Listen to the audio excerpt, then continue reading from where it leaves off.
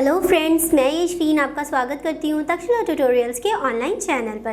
तो दोस्तों, आज हमारा लेक्चर होगा 5.3। 5.2 लेक्चर में हमने क्या क्या पढ़ा था? मोनो हाइब्रिड क्रॉस पढ़ा था, मतलब एक संकर संकरण। एक संकर संकरण क्या कहता है कि जब किसी एक लक्षण को लेके हम संकरण कराते हैं या क्रॉस कराते हैं, उसी को क्या कहते हैं? एक संकर संकरण कहते हैं। फिर हमने देखा था कि एलील क्या होते हैं, युग्म विकल्पी जिनको कहते हैं। फिर हमने होमोजाइगस और हेट्रोजाइगस देखा था। उसमें एक और चीज़ है जीनोटाइप और फिनोटाइप, यानी कि जिसको कहते हैं हम जीन रूप, और फिनोटाइप को कहते हैं दृश्य रूप। जीनोटाइप को क्या कहते हैं? जीन रूप, और फिनोटाइप को कहते हैं दृश्य रूप। ठीक, वो भी उसमें लिखा हुआ है, वो हम आपको पहले ही बता चुके थे।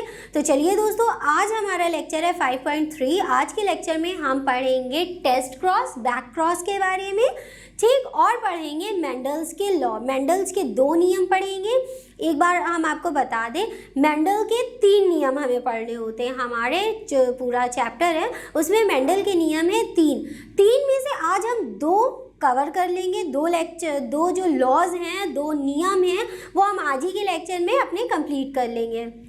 तो दोस्तों, मेंडल्स के लॉ भी पढ़ेंगे और टेस्ट क्रॉस, बैक क्रॉस पढ़ेंगे। मेंडल्स के लॉ पढ़ने से पहले आपका एक छोटा सा टॉपिक आता है टेस्ट क्रॉस और बैक क्रॉस। इसको जल्दी से पढ़ लेते हैं, समझ लेते हैं, और फिर उसके बाद हम मेन मेंडल्स के लॉ पढ़ेंगे। दोस्तों याद रखिएगा, ये टेस्ट क्रॉस बैक क्रॉस हमने कहा ज़रूर है छोटा सा, लेकिन ये बहुत ज़्यादा इम्पॉर्टेंट है। इसलिए क्योंकि टेस्ट क्रॉस और बैक क्रॉस के बीच में डिफ्रेंसिएशन बहुत आता है, मतलब कि अंतर, कि टेस्ट क्रॉस और बैक क्रॉस में अंतर स्पष्ट कीजिए। इस तरीके से भी पूछा जाता है। मेरे खुद के पेपर में टेस्ट क्रॉस पूछा गया था कि टेस्ट क्रॉस क्या होता है विद एग्जाम्पल। ठीक, तो ज़रूर से इसको ऐसे ही याद करिएगा। ये एक डेफिनेशन है, बहुत ईजी फॉर्म में लिखा है, और उसकी छोटी सी एक और अलग से डेफिनेशन लिख गई है, तो वो आपको समझ में आ जाएगा। तो चलिए आज का लेक्चर शुरू करते हैं, और सबसे पहले देखते हैं कि बैक क्रॉस और टेस्ट क्रॉस क्या होता है। तो टेस्ट क्रॉस को कहते हैं परीक्षण संकरण, जैसे कि इसके नाम ही से समझ में आ रहा है कि टेस्ट कर रहे हैं, कोई चीज़ का टेस्ट हो रहा है, परीक्षण कर रहे हैं, और संकरण, क्योंकि इस पूरे चैप्टर में दोस्तों हमें क्या करना है? सिर्फ संकरण, संकरण और संकरण। संकरण करना बहुत ज़्यादा इम्पॉर्टेंट है। अगर आपको एक संकर संकरण का क्रॉस नहीं समझ में आया है तो प्लीज़ उसे अच्छे से करके देख लिए, क्योंकि क्रॉस करना बहुत ज़्यादा इम्पॉर्टेंट होता है। जब तक आपको क्रॉस करना नहीं आएगा आप नहीं कर पाओगे। आप चाहे जितनी थ्योरी रट ले, लेकिन अगर मेन नंबर जो होते हैं वो किसके मिलते हैं? क्रॉस करने के। अब मान लीजिए 3 नंबर का क्वेश्चन है, तो 3 नंबर के क्वेश्चन आपको तभी 3 नंबर मिलेंगे जब आपने क्वेश्चन में उसका नाम वाम सब लिखा हो, थ्योरी भी लिखी हो, और प्लस उसका क्रॉस भी किया हो, तभी आपको 3 नंबर मिलेंगे, वरना पूरे नंबर नहीं मिलते हैं। तो चलिए देखते हैं क्या होता है परीक्षण संकरण एवं विपरीत संकरण। परीक्षण संकरण को कहते हैं टेस्ट क्रॉस, और विपरीत संकरण को कहते हैं बैक क्रॉस। विपरीत मतलब क्या होता है? बैक। तो सबसे पहले हम पढ़ेंगे बैक क्रॉस को, मतलब विपरीत संकरण को। इसको देखते हैं कि ये क्या होता है। जीन्स जानते हैं ना आप सब, जीन हमें कहाँ मिलते हैं?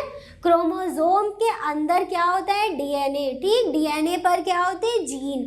हमारे शरीर का कैरेक्टर कैसा होगा, हम कैसे दिखेंगे, ये कौन डिपेंड करता है? हमारे शरीर की शारीरिक आकृति क्या होगी, ये किस पे डिपेंड करता है? जीन्स पे डिपेंड करता है, क्योंकि जीन बनाते हैं प्रोटीन, और प्रोटीन जिस प्रकार की बनेगी हमारा शरीर उसी प्रकार का डेवलप होगा। हमारी फिजियोलॉजिकल जितनी एक्टिविटीज़ होंगी वो सब किस पे डिपेंड करेगी? जीन्स पे डिपेंड करेगी। फॉर एग्जांपल हमारी हाइट, जिनके जीन अच्छे होंगे या जिनके जीन अच्छे प्रोटीन बना रहे होंगे उनकी हाइट भी अच्छी होगी। जिनकी हाइट कम होती है तो मतलब उनके अंदर थोड़े जीन का डामाडोल है, या वो जेनेटिक्स ही तो होते हैं कि अगर हमारे माता पिता की हाइट थोड़ी कम होती है तो वही जीन किस में ट्रांसमिट होंगे? उनकी संतानों में ही तो ट्रांसमिट होंगे, तो उन्हीं के जीन उसमें ट्रांसमिट हो जाते हैं। वही जीन वही प्रोटीन बनाते हैं, और उसी प्रकार के हमें क्या देखने को मिलते हैं? कैरेक्टर या लक्षण देखने को मिलते हैं। ठीक, तो चलिए आगे बढ़ते हैं। जीन्स, ठीक, इसमें किसका रोल है? जीन का रोल है। जीन की शुद्धता की अपनी कल्पना की पुष्टि के लिए मेंडल ने F1 पीढ़ी के पौधे का जनकीय पौधों से संकरण किया, इसे विपरीत संकरण कहा। ठीक, अब इसका एग्जाम्पल भी हम लिखेंगे, ऐसे नहीं कि आपको ऐसे ही समझा देंगे क्या होता है।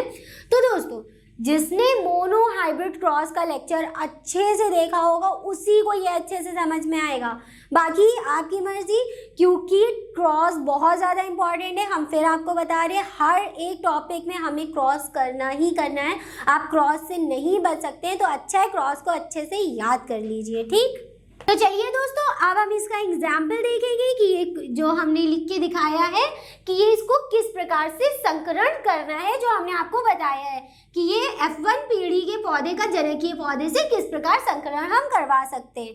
तो सबसे पहले हमें इसके लिए क्या चाहिए, F1 पीढ़ी चाहिए और जनकीय पीढ़ी चाहिए।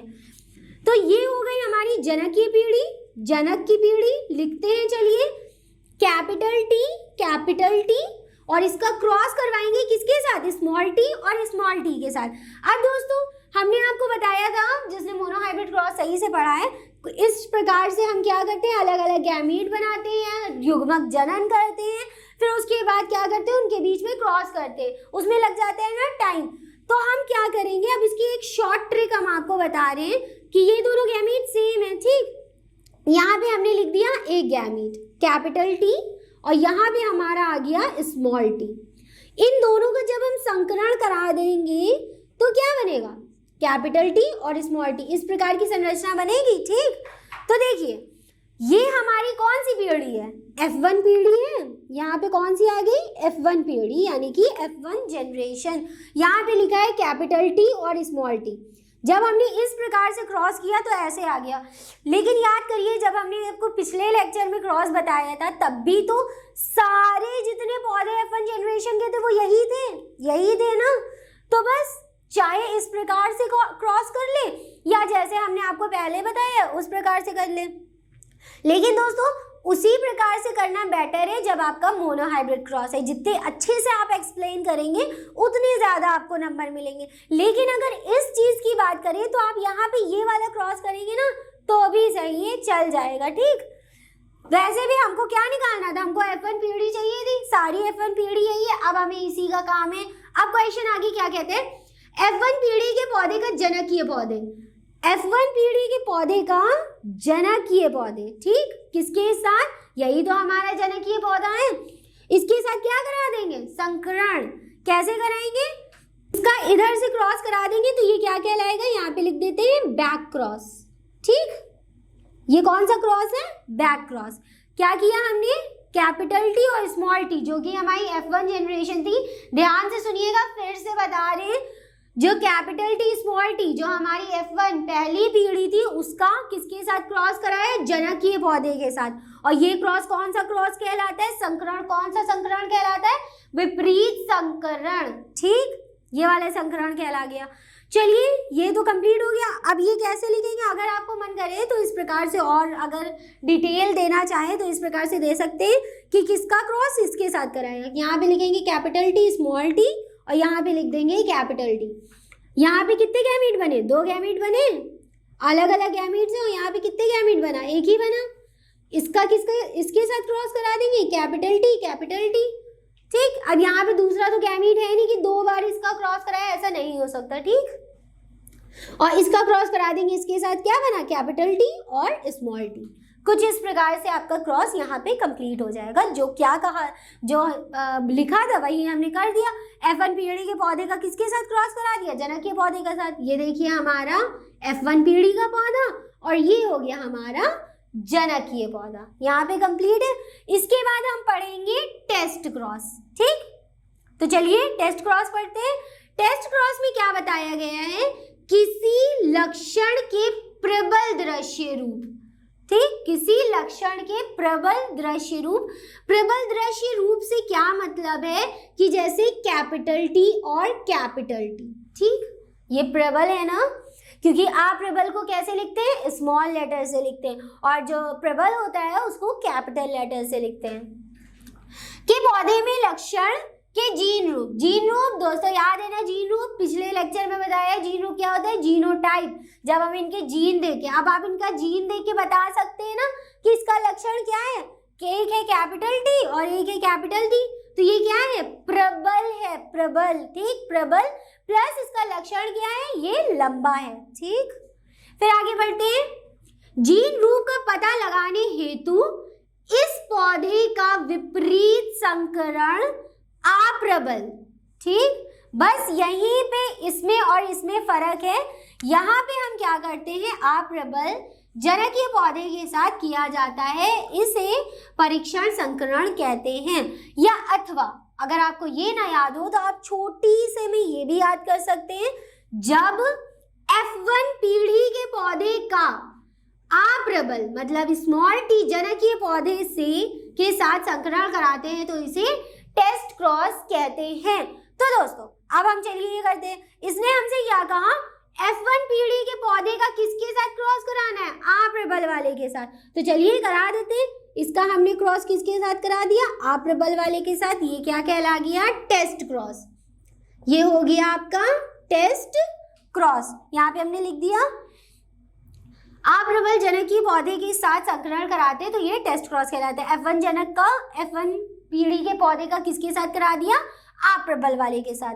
अब ये कैसे कराया, बस यहाँ पे हमें क्या करना है, कुछ नहीं, छोटा सा अलग करेंगे। जैसे कि हमने यहाँ पे कैपिटल टी लिखा था, यहाँ पे लिख देंगे स्मॉल टी। यही तो कह रहा है हमसे, जो हमने लिखा है कि किसके साथ क्रॉस कराया, अप्रबल वाले के साथ। तो यहाँ पे गैमीट बनेगा स्मॉल टी, इसका इसके साथ क्रॉस कराया, क्या बना, कैपिटल टी स्मॉल टी। इसका इसके साथ क्रॉस कराया तो क्या बना, स्मॉल टी स्मॉल टी। इसीलिए हमने ऑल्टरनेट पेन से लिख दिया है। बस इतना ही डिफरेंशिएशन है इसमें, बस खत्म। अब देखिए पूरा हमने आपको समझा दिया। अब एक और शॉर्ट ट्रिक है कि आप इसको इजीली कैसे याद करें। सबसे पहले आप F1 जनरेशन का क्रॉस कर लीजिए। ठीक, इतना सा काम किया। क्रॉस को अगर इस तरफ से मोड़ देंगे तो ये बैक क्रॉस है, और अगर सीधे हाथ की तरफ मोड़ देंगे तो ये टेस्ट क्रॉस है। और जो काम आपने किया है बस इसी काम को आप लिख दीजिए, काम खत्म।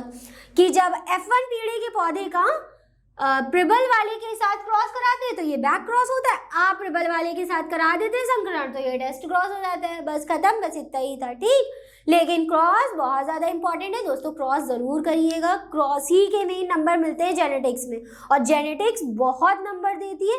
18 नंबर की क्वेश्चन सिर्फ इसी टॉपिक से आते हैं, इस पूरी यूनिट से।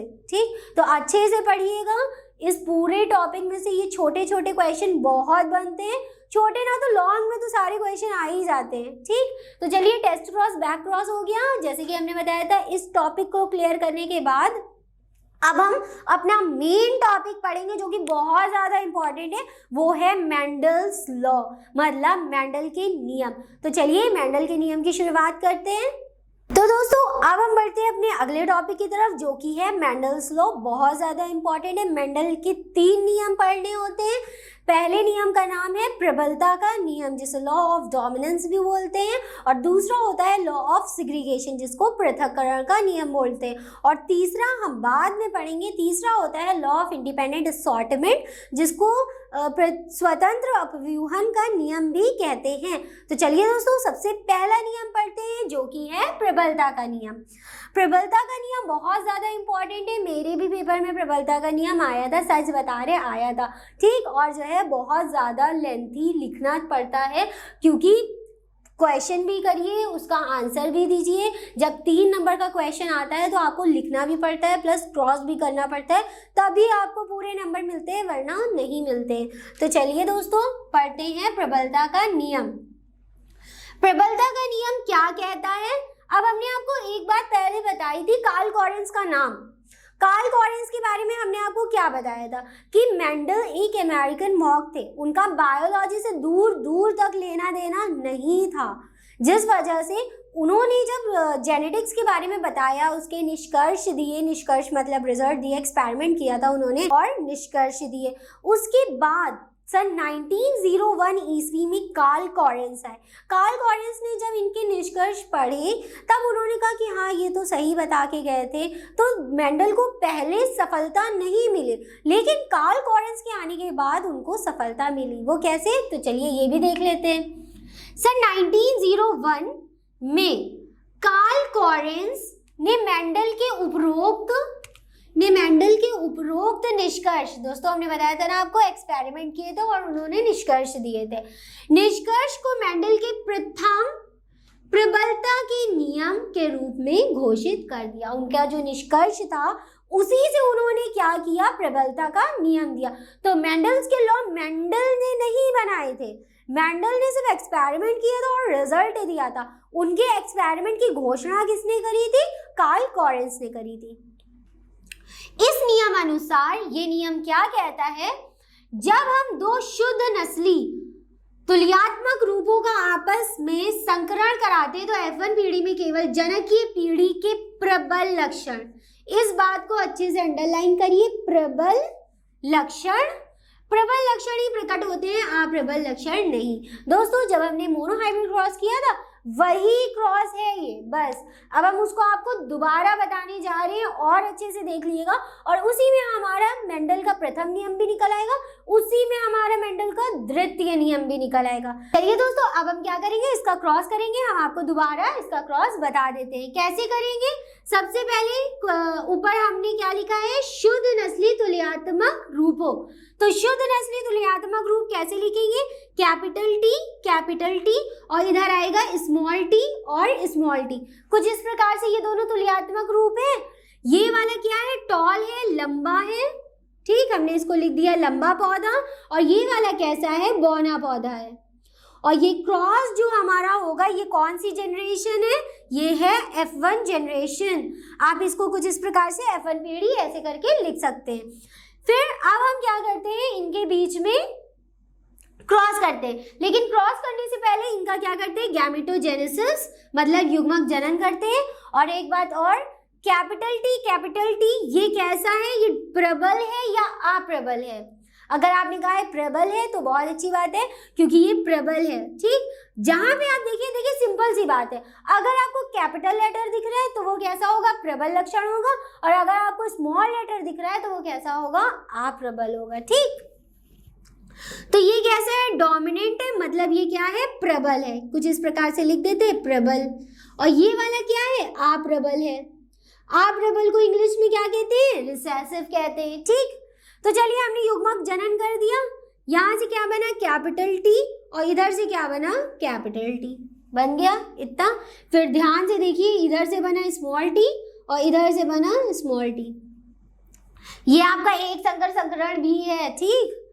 फिर इधर से आया कैपिटल टी और इधर से क्या आया, स्मॉल टी। यहाँ पे क्या बना, कैपिटल टी और स्मॉल टी, क्लियर है। फिर इधर से आया कैपिटल टी, इधर से आया क्या, स्मॉल टी।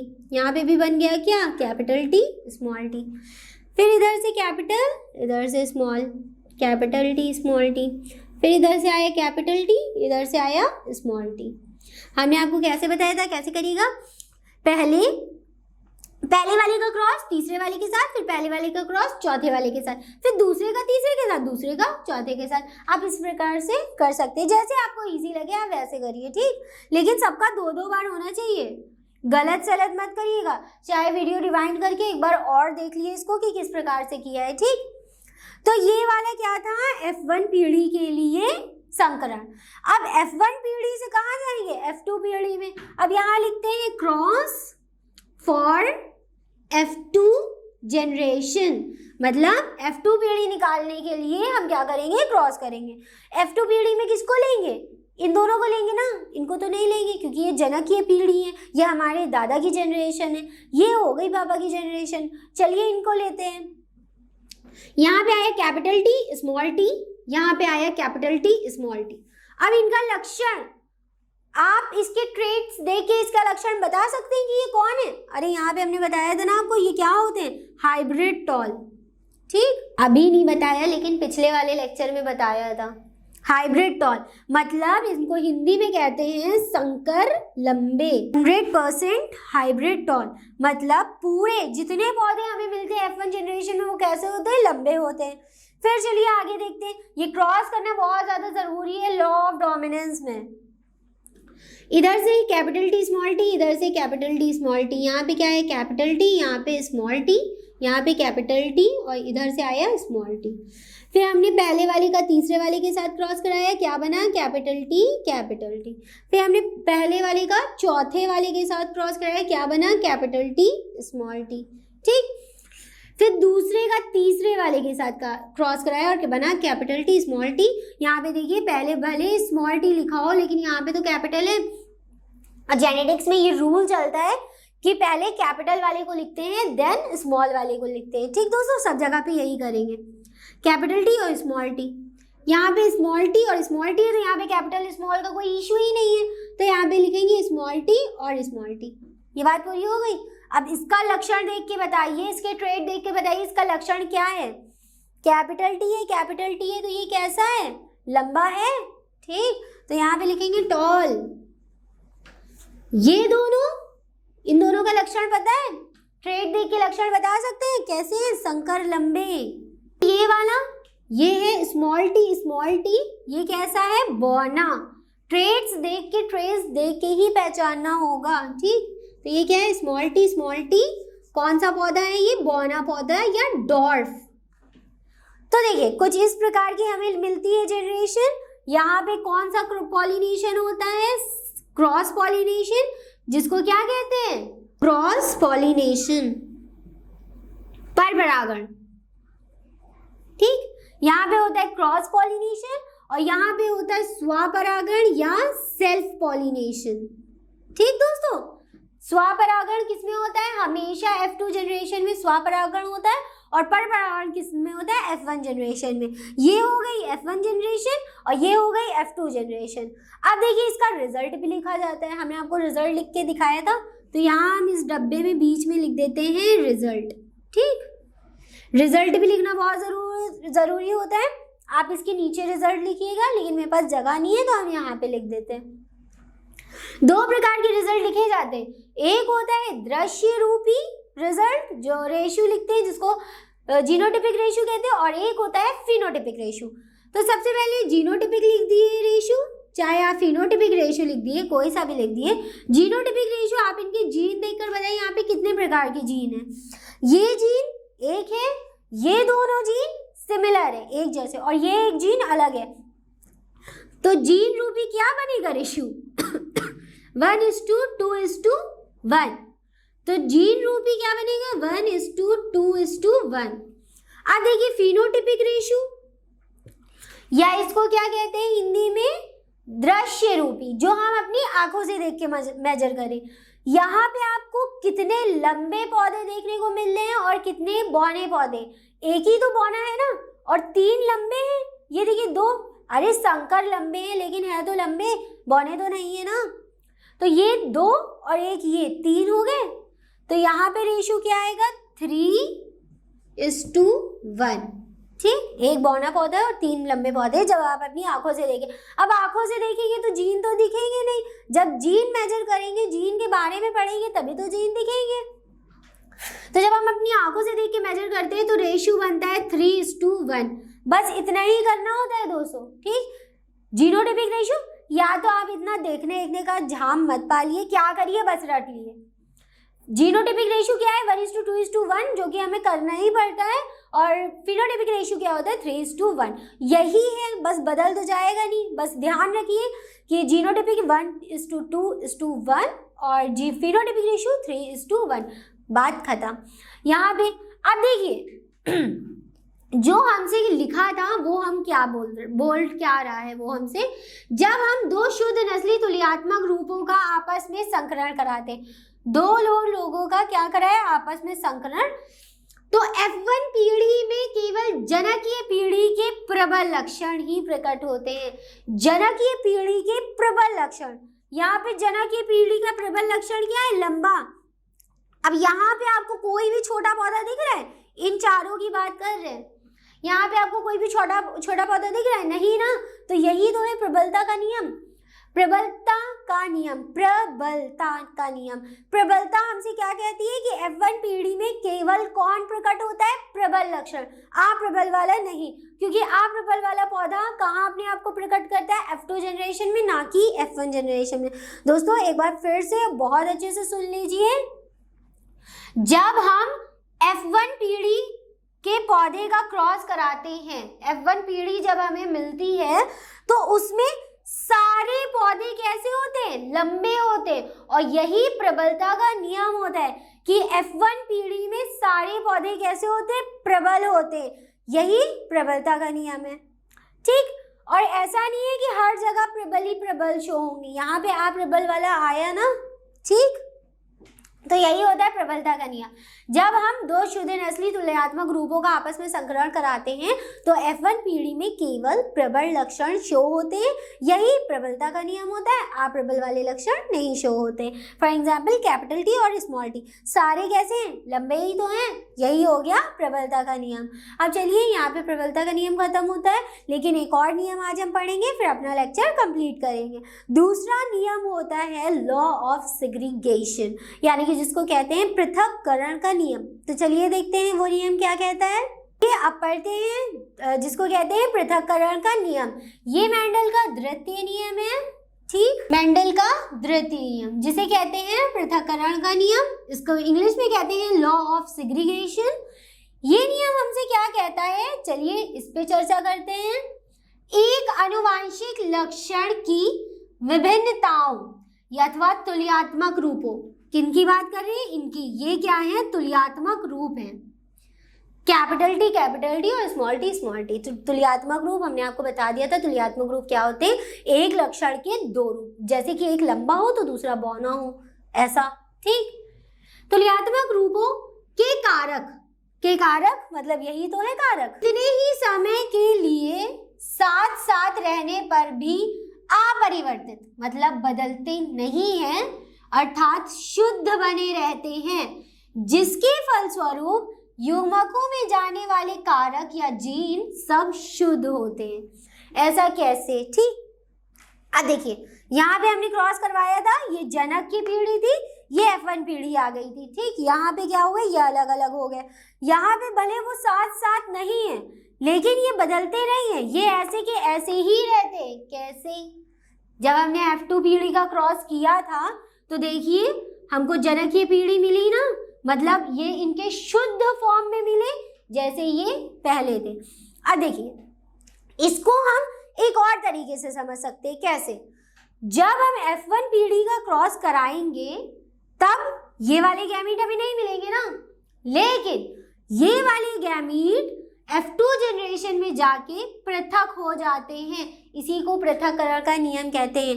एक बार फिर बता देते हैं, जब जनक वाले कैरेक्टर, जनक वाले लक्षण F2 पीढ़ी में जाके पृथक हो जाते, पृथक मतलब अलग अलग हो जाते, यही क्या कहलाता है, पृथक्करण का नियम। आप इस प्रकार से भी याद कर सकते हैं।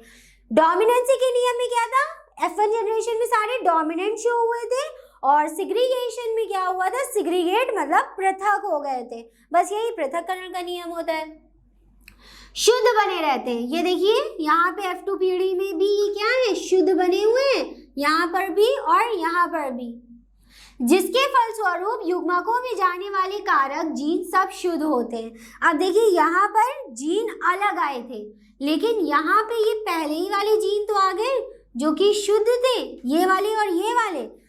एक ये वाला देखिए और एक ये वाला देखिए, ये है कैपिटल टी और ये है स्मॉल टी और स्मॉल टी, जो कि अपने पहले वाले जनकों के हिसाब से होता है, शुद्ध होते हैं, ठीक। यही हमारा क्या था, लॉ ऑफ सेग्रीगेशन। अब दोस्तों एक बात हम आपको और बता दें, चाहे आए एक संकर संकरण, जो हमने आपको पिछले लेक्चर में पढ़ाया था, ठीक, मोनोहाइब्रिड क्रॉस, या आए law of dominance, law of dominance जो हमने अभी पढ़ाया आपको, मतलब क्या, प्रबलता का नियम, और चाहे आए लॉ ऑफ सेग्रीगेशन, ठीक। ये तीन टॉपिक बहुत इंपॉर्टेंट है, एक संकर संकरण, लॉ ऑफ डोमिनेंस, प्रबलता का नियम और पृथक्करण का नियम।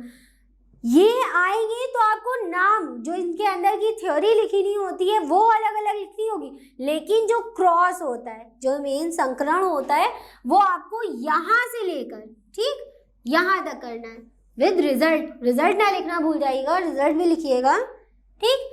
यहाँ से लेकर यहाँ तक क्रॉस करना है, समझ में आया? फिर से बता देते हैं, चाहे एक संकर संकरण आए, चाहे लॉ ऑफ डोमिनेंस, चाहे लॉ ऑफ सेग्रीगेशन, लिखना जो होता है इसमें वो अलग अलग लिखना होता है, लेकिन इसके अंदर का जो क्रॉस होता है वो तीनों में सिमिलर करना है।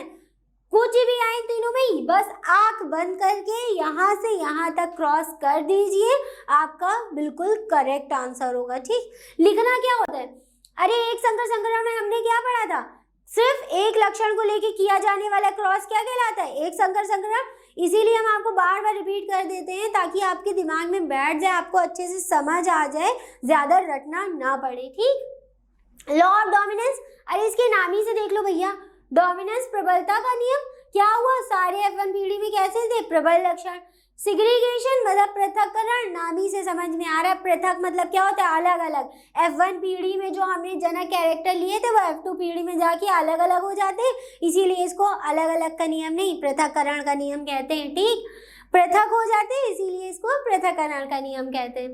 तो दोस्तों चलिए, हमने सब कुछ पढ़ लिया है, पृथक्करण का नियम भी क्लियर कर लिया अपना, लॉ ऑफ डोमिनेंस भी क्लियर कर लिया। अगर कोई डाउट है आपको फिर भी तो आप हमसे कॉल करके पूछ सकते हैं। याद रखिएगा ये डोमिनेंट है, ये रिसेसिव है। ठीक, डोमिनेंट मतलब प्रबल और रिसेसिव मतलब अप्रबल।